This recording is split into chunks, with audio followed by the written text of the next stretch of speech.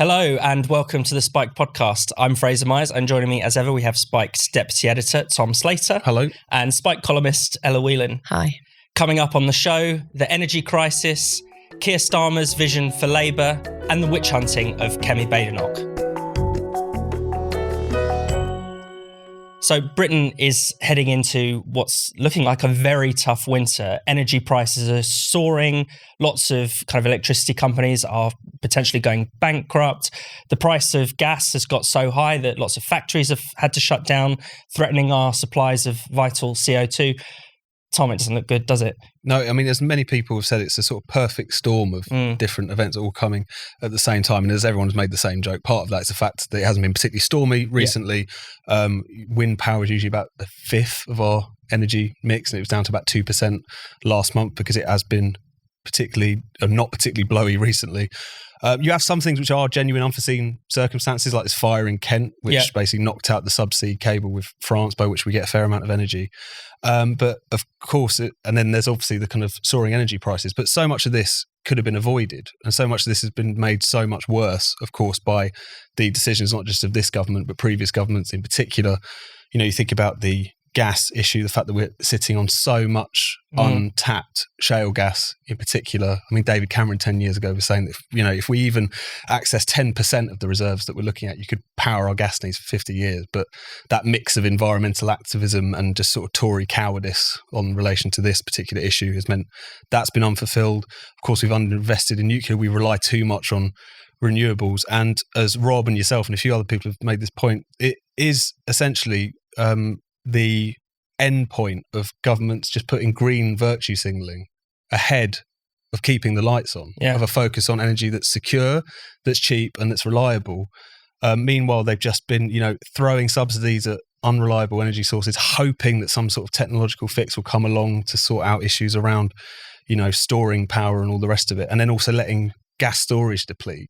And I think it's just particularly striking that you've got Kwasi Kwarteng, the business minister, having to pledge explicitly that there won't be blackouts this year. We can't let the seriousness of that escape. You can only hope that they find some sort of fix in the immediate term, but at the same time, this is the culmination of a lot of huge mistakes and a huge shift away from recognising that you need cheap and reliable energy in order to maintain a prosperous society, and one that you can literally keep the lights on. And the fact that that's gone by the wayside in recent decades is really staggering, definitely. Yeah, Ella, what do you make of that? I mean, the focus always, every discussion about energy is dominated by sustainability, the environment, the pathway to net zero or previous kind of environmental pledges. When was the last time you heard a politician say we need to be self-sufficient in energy, that we need to be, we need to have energy resilience, until about the last few weeks, I suppose, where they're trying to cover their backs? Yeah, no, there's the problem that we've talked about many times on this podcast is the fact that there is so much short-termist thinking when it comes to the environment and gesture politics, waxing lyrical about whether you call it climate emergency or climate change, rather than thinking about what kind of innovation is needed to keep the lights on and to make life better for people. I mean, the word sustainability is funny. Everyone always uses it.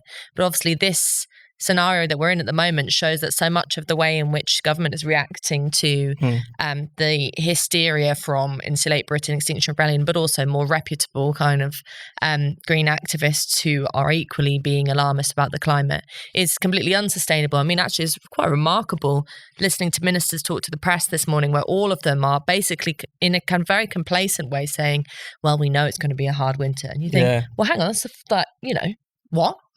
Is it? Does it have to be? This is bad news for a population that has just been through a pandemic, in particular an elderly population who we know suffers, lots of them, from fuel poverty, who struggle when we have particularly bad winters with rising energy prices. Since when are we allowed to be complacent about this? Rob Lyons wrote an article for Spiked this week about fracking, which was really brilliant, because one of the points he makes is you have, as Tom says, these reserves of shale gas. And part of the problem that Rob outlines is not that fracking is sort of, as it's made out to be, inherently evil, conjuring up in people's minds sort of like Erin Brockovich style poisoning and tremors and all kinds of things. But that there has been the point he makes is that there's been a real moratorium on and closing down of any discussion of possibilities. So yes, there is questions to be raised about fracking, about how it's done properly, in the same way that nuclear, when people think about nuclear, if you're not a sort of climate scientist or someone with a lot of intelligence on this, you might think, oh, nuclear disasters. Yeah. And there's a real block on being able to, a superficial block on being able to follow through with these new technologies. And the funny thing is, and I've been thinking about this, Greens always demand that we have a change in sight, whether it's, in the way we think, whether it's like, getting people to overcome their disgust at eating bugs, or getting people to think, differently about driving and to change the way we think. But they're very resistant to changing the way they think about innovative technologies. Yeah. They're very anti-nuclear. They're very anti-energy, actually, that we've mentioned this on the podcast before. So they're, at the same time that they're arguing that we have to completely change the way we think as human beings, they're also saying that we have to stop thinking about changing our habits for the better. And both of those energy sources are, would reduce our carbon emissions as well. That's the great irony. And yet they are opposed tooth and nail by Greens. I mean, in coming months, we've got COP26. The whole world is going to descend on Glasgow. They're going to come to Britain. Presumably, the Prime Minister wants to showcase our, wonderful kind of renewable revolution. I mean, they're now going to see a basket case, aren't they, Tom? Well, that's so striking, especially now that Boris Johnson, even at the moment, is currently in New York trying to convince the world to follow Britain down this kind of net zero path and all the rest of it. And yet what's happening at home is so disastrous. And it could be, as you say, even worse by the time COP26 rolls around. But again, there's so little just basic rationality in this discussion. It's like you're saying about the fracking thing. I mean, one of the reasons that under the Obama presidency, the US was able to drastically bring down its emissions was because it went the route of exploiting its shale gas. And, people don't know that. And it's not because people are stupid or whatever, it's because this is never really discussed, and then similarly with the question of nuclear, it's something which is almost just parked to one side in the discussion because there is this green aversion to it, arguably still a bit of a cultural aversion to it. People associate it with, all kinds of horrendous disasters and all the rest of it. Chernobyl and even nuclear weapons as well. Exactly. And just there's no kind of sense of just being serious about this. And what strikes me is that, regardless of what the energy source is, I really couldn't care less. I mean, the point is that it should be seen as a good and a necessary thing to have cheap and reliable energy. The question is then how you get there in a way that, again, has the least downsides possible. If we're having that kind of discussion, we certainly wouldn't be in this mess. And arguably, especially with shale and nuclear to an even greater extent, we would be keeping people of a kind of green perspective happy. The problem is those people of that green perspective actually don't want that future. Yeah. They don't, there's, even if, tomorrow you could bring about an energy rich but also carbon neutral thing, they would still be uneasy about it because what they don't like is industrial society. They want things to be reined in. They want people to have less, really, ultimately, whether they admit it or not. And then you've got the political class, which has just been trying to have its cake and eat it on these situations. It's been trying to just throw money at technologies which aren't there on a wing and a prayer that some sort of technological fix will emerge in order to square this circle for them. But it hasn't. They've refused to make those kinds of choices. They've just given in to the eco lobby on so many of these issues. And it's now that's just really coming back to bite them. But you would hope it would spark some sort of reassessment. But the fact that Boris Johnson is still there in New York and still gearing up for COP26 with all of the talking points he currently has, it doesn't seem like any more reason is going to break out in this discussion anytime yet. And we still have Insulate Britain protesting on the M25, or perhaps the government injunction will put a stop to that. But it seems as if even the madness unfolding is never recognised for what it is. That actually wind power, over reliance on renewables, has played a big role in this. Yeah, there was a fantastic moment on Good Morning Britain when one of the Insulate Britain's spokespersons was, people were laughing at the fact that he doesn't insulate, he hasn't insulated his own house. But actually, the better moment in that interview is as this protester was storming off, having been, he was pissed off about being held accountable for his views. He stood up and he said, "I'm sick of trying to talk to the public about what we think." And yeah, he lost his temper. Maybe he probably didn't want to say that, didn't think he was going to say that, but it really revealed the nature of so much of not just the extremes of Extinction Rebellion or Insulate Britain or Birth Strike or any of these offshoot kind of nutty green movements, but the wider conversation around what Boris Johnson is talking about in relation to COP26 and the political consensus around this. I mean, Boris Johnson's all over the papers at the moment for telling the international community to kind of get tough and get serious, and doing his classic kind of bombastic I'm the man with the plan thing about this. But what he hasn't done is at any point addressed his own public in relation to environmental plans. I mean, from the very micro level of councils now instituting low traffic neighbourhoods and pissing off anyone with a car, right up to big questions about how they're dealing with energy and the energy crisis. So the whole nature of the drive towards being carbon neutral or green politics is a reluctance, and actually not just a reluctance, a willful desire to ignore the wishes of the public, to not talk to the public about what you think, right from the Insulate Britain madmen up to the Prime Minister. Yeah. You're watching the Spiked podcast. If you're enjoying the show so far and like what we have to say, then why don't you consider becoming a Spiked supporter? Spiked Supporters is our thriving community of people who donate to Spiked.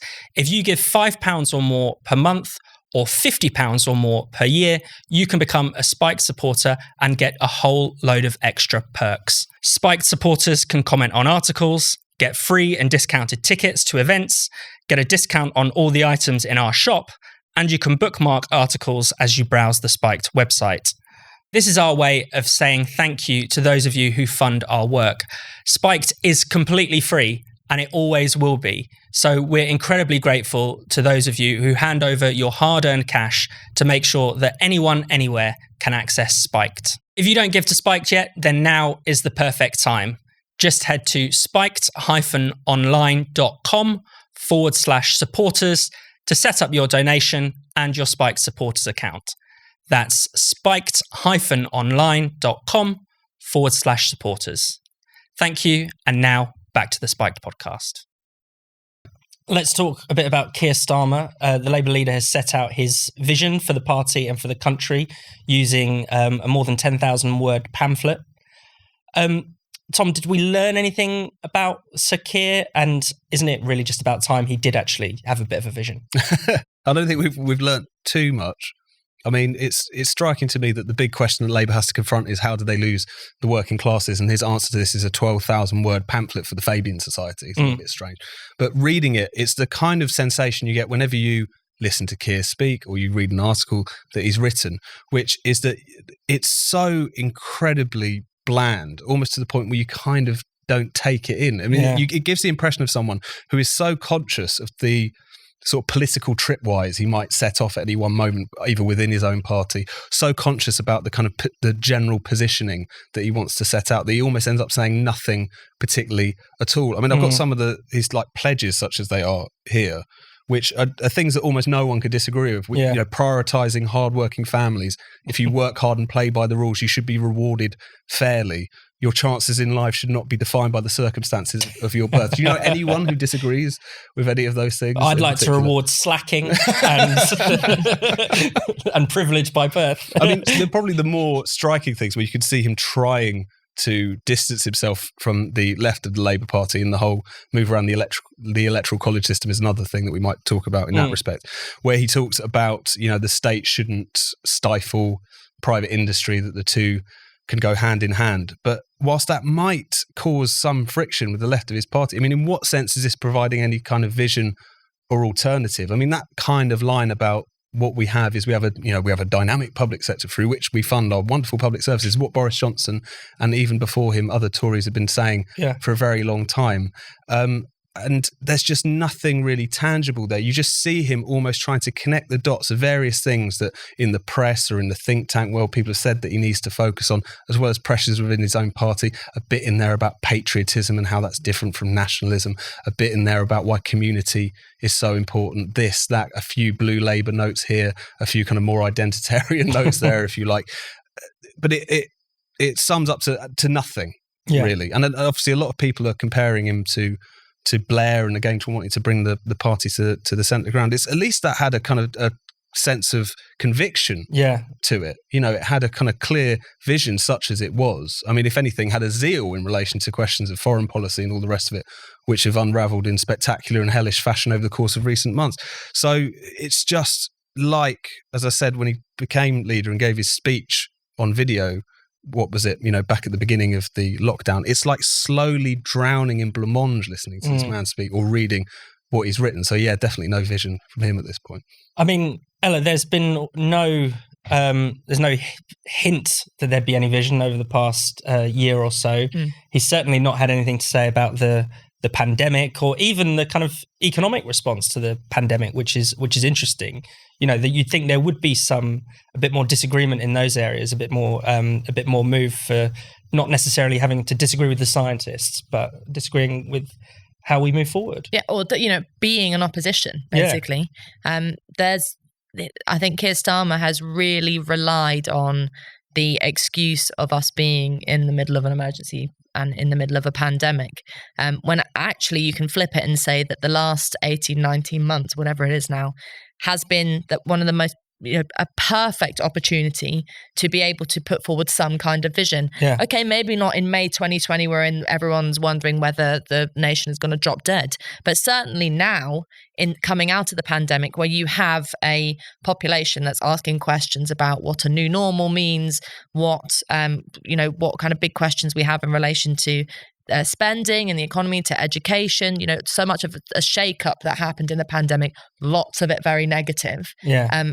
Then need to have political answers, and the best they can do is, just recently, the row over universal credit, and as we mentioned on the podcast, kind of fighting over 20 quid. But then when someone says, "Well, what would Labour do? I mean, what's your plan?" Then they say, "Well, really, we just want to point out the fact that the Tories aren't the party of low tax." You think, "Oh, so pathetic! Yeah. It's so low ball," and what lots of people are sort of failing to point out actually is that Keir Starmer has had a long time now to prove himself. This is a very long, you said it was 10,000. It's funny, everywhere you read it's 10,000, it's 11,500. I said more than 10,000. So it's not to split the difference. Yeah, but it's one of these things where it's like Tom says, what a bizarre way to put forward a vision in this. It's a bit like when you hand in your dissertation at school or university and you're like egging the word count.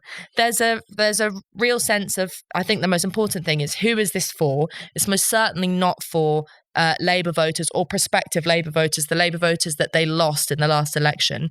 It's definitely about maintaining a kind of continuity in the Labour Party because it doesn't rock any boats. I mean, John McDonnell was talking about how, it doesn't say anything, but also it's a kind of a threat to the left. I mean, when was Keir Starmer ever not going to be a threat to the left? There is no left in the Labour Party. Yeah. This is a party that is hell-bent solely and focused on surviving. And I think that's what this document proves. There's nothing really that contentious in it, because if they came out and said and disagreed with Boris Johnson, either on green stuff, no way, on the economy, no way, because no one wants to do anything innovative around coming out of this pandemic, and cowardice around the pandemic itself. I mean, he's not going to disagree with any of the COVID policies because he's terrified that if he does, he'll either be called a COVID denier or, lax or something. So it's a completely cowardly document from a party that's only interested in staying alive, which is will be of no interest to voters. We should talk a little bit about some of the internal party dynamics. I mean, you mentioned, some of the left being angry. A lot of them are angry at the moment about this kind of rule change within Labour. Keir Starmer wants to revert to the older electoral college system that Labour used to have. Changing that to a one-member, one-vote system famously led to Corbyn being elected. And obviously, it seems that the only theme of Keir Starmer's Labour leadership is "I'm not Corbyn." Yeah, no, that's all it comes down to. I mean, as you say, these policies or this shift in relation to how the Labour leader gets elected, it's as close to a drastic statement as Keir Starmer is able to make, obviously, because it is naturally going to raise the hackles of the left. He's obviously in search of his Kinnock moment on some way, shape or form, moving to that old system which elected Ed Miliband, where it's kind of split up into thirds in terms of who decides who the leader is between MPs, the unions and members, rather than one member, one vote. Now, obviously, it's an attempt to kind of, lock the left out of the leadership. It's worth remembering that under the current system, Keir Starmer was elected by an overwhelming majority. So this myth of even Labour members being incredibly dyed-in-the-wall radical left-wingers was always nonsense. It was never as firm and ideological as that, if you see what I mean. Yeah. But it also, you just see a sense in which all left-wing politics is squabbling over control of the Labour Party, which is so incredibly unedifying, boring, confuses most people. And I think often actually ignores what they have in common. I mean, you made this point in relation to Labour suddenly caring about democracy. But that's a really important point to stress, which is, first of all, is that they seem to only care about democracy when it's in relation to party democracy. Yeah. CLPs, who picks the leader, all that stuff. That's all they ultimately care about. Because, of course, when Brexit rolled around, although it took a little while, ultimately you had the centrists, or the soft left, you want to call them that, and the Corbynistas and the Blairites all united more or less on the question of overturning Brexit. There's a lot of Corbynistas who like to pretend that they didn't support that position now. But again, it just shows, on the one hand, the level of navel gazing. There was a quote in The Spectator this week talking about how we need to get out of not only navel gazing but talking about navel gazing, which is the gear that Keir Starmer definitely seems to be stuck in many respects. But it also just gives the lie to the idea that any of these people have any idea how to reconnect with those voters, because they were both kind of collaborators, if you like, in this policy, which basically broke large sections of the working class from the Labour Party, possibly for good. Yeah. So again, it's that cliche of, two bald men squabbling over a comb is definitely what you sense going into this Labour Party conference. So Kemi Badenoch, rising star in the Conservative Party, junior equalities minister, has essentially been the target of what feels like a bit of a witch hunt at the moment. There's been 2 exposés by Vice News in the last 2 weeks. Most recently, some WhatsApp messages showing that she said she basically didn't care about colonialism and was, slagging off some other black politicians. Last week, apparently there was an audio recording. We've not heard the recording, but it was reported on in Vice again, saying that she doesn't understand what transsexuals want, which apparently is a no-no, and talking about men in women's changing rooms. What do we make of this saga? It does feel a bit like a witch hunt or a smear campaign, doesn't it? It does feel like a witch hunt. And the most important part of that is that these were private messages. Can't strain that point enough, that she was with the recorded audio that none of us have heard, that was presumably in private, secretly recorded, or at least leaked without her knowledge. We all know from a personal level that the way we talk in private is not the same way in which we talk in public, particularly if you're a public figure, and then particularly if you're a politician. Talking about tricky issues like trans rights versus women's rights, this eternal, infernal debate, particularly around toilets. I'm sure there are many people who have had kind of hairy discussions where they've tested out what they think they've probably said the wrong thing. In fact, actually, it's questionable whether or not she did say the wrong thing, because she's, the use of the word transsexuals. There are lots of people who still use that word, and it's only become complicated. The language around gender has only become complicated recently. But anyway, this wasn't a policy document. She wasn't putting forward changes that would affect the rest of citizens. She was having a conversation. Equally with the WhatsApp messages, she was talking, they were actually leaked by a former confidant of hers, a friend, someone who was a Conservative Party supporter and campaigner, who said that they leaked the messages to Vice to prove that Badenoch wasn't fit for her office and was essentially a bad person. If you look at what she said, she was asked whether or not Sam Gyimah should be Prime Minister or stand for a higher role. She said, fuck no. That's, do you think that's racist? I'm not, it's just an opinion about Sam Gyimah. And he's a fairly unassuming, uninspiring politician. I'd probably say he lost his seat for a reason. Yeah, say the same thing. She, in some ways insulted Diane Abbott by talking about her as being incompetent. Whether or not you agree with her opinions and this whole fuss about colonialism, she was not going on a racist rant to a group of people that mattered. She was having a private conversation. And I think what this doesn't say very much about Badenoch. What it does say about Vice being shitty journalists and the people who are stirring this up all across the mainstream press, actually, is that when an individual, and Brendan Modell made this point, makes a contrary point to the norm, when a young black woman who is meant to hold certain views according to identity politics, refuses to hold those views and has different ones, she becomes a witch that you have to dig through her private history and kind of show her off in the streets in this really unedifying way. Yeah, I mean, that's the key point, isn't it, Tom? I mean, Badenoch is someone who doesn't toe the identitarian line. She doesn't believe in systemic racism. She even said something really shocking, which was that Britain is a good place to be a black person. How could she say that? She doesn't support Black Lives Matter and of course is, questioning the kind of trans dogma. Mm-hmm. That's really what's at stake here, isn't it? That's the line that's been crossed. Yeah, and being crossed by a woman of colour. That seems to be the key thing, as both of you have been saying. Because the level of vitriol is staggering. I mean, all of the views expressed in or reported in these two pieces on Vice. Now, I think we should take them with a pinch of salt. They could easily have been wrenched out of context. We haven't seen the transcript. We haven't seen a recording. Private WhatsApp messages, you were saying, Elliot, these things exist in a different context. It's not the same as something you stated publicly and sincerely. But at the same time, you could find a lot of Tory politics. You could find a lot of politicians, full stop, who probably have, some agreement with a lot of those points, even the slightly more fruity stuff around colonialism. But it's still the fact that it's her saying it. It's like when, women and feminists diverge from gender orthodoxy. The level of vitriol, often incredibly poisonous, sexist, or in this case, it has this kind of deeply ugly, kind of bigoted aspect to it, and that's in terms of the kind of broader discussion of someone like Kemi Badenoch, I think it's fair to say. And it's also just it's this new form of journalism, which I don't know how new it is, but it's something which, first of all, blurs the line between journalism and activism. I mean, Ben Hunt, who was previously the BBC's LGBT correspondent, their first LGBT correspondent, incidentally, he previously got pulled up for a piece on BBC News about puberty blockers and the BBC eventually ruled that, after some complaints, that it was one-sided. It basically upfronted, in the wake of the Keir Bell ruling, a lot of quotes from various people and charities talking about suicide amongst trans kids as a result of this and all the rest of it.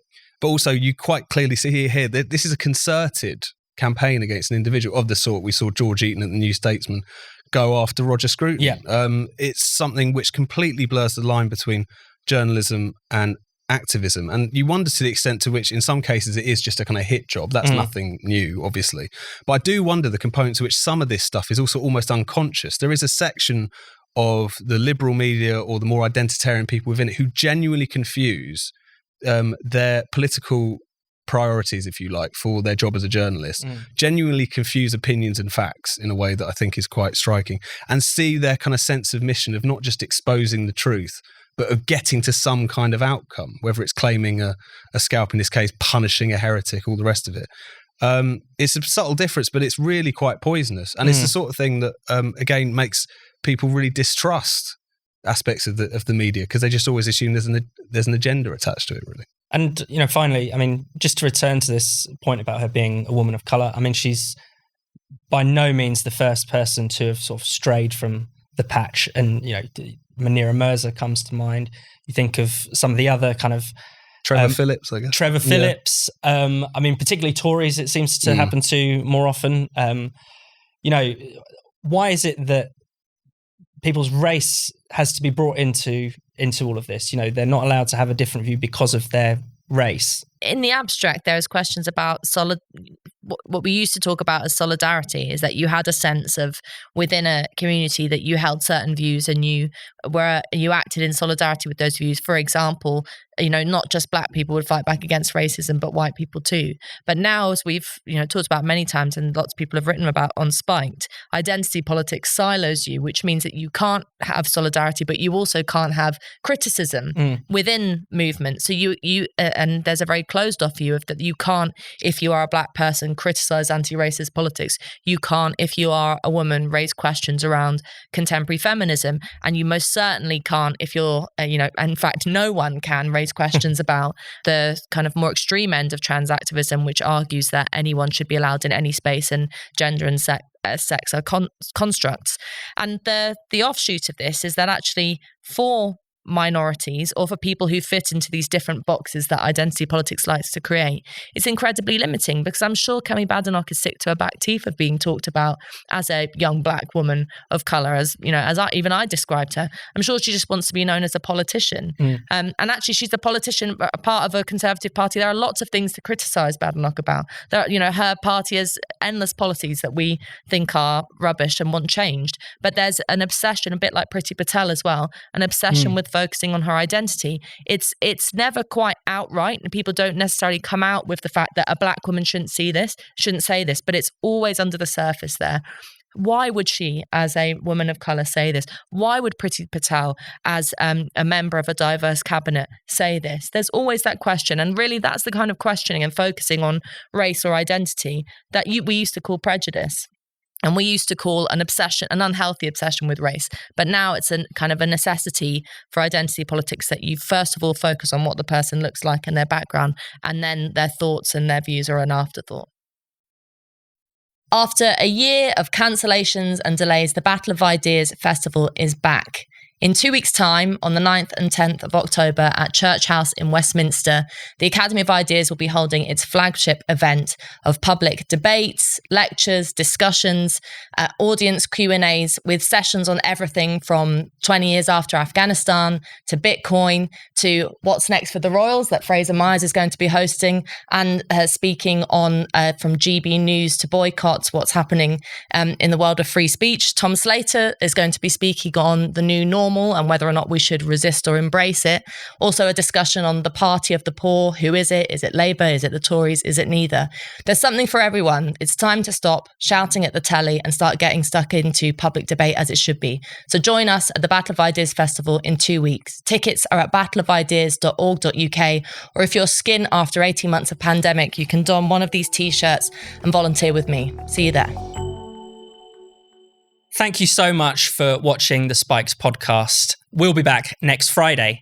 If you hit subscribe and click the bell, you'll never miss an episode. And in the meantime, why not check out all of Spiked's other videos and podcasts on this channel? And for more Spiked content, find us at spiked-online.com.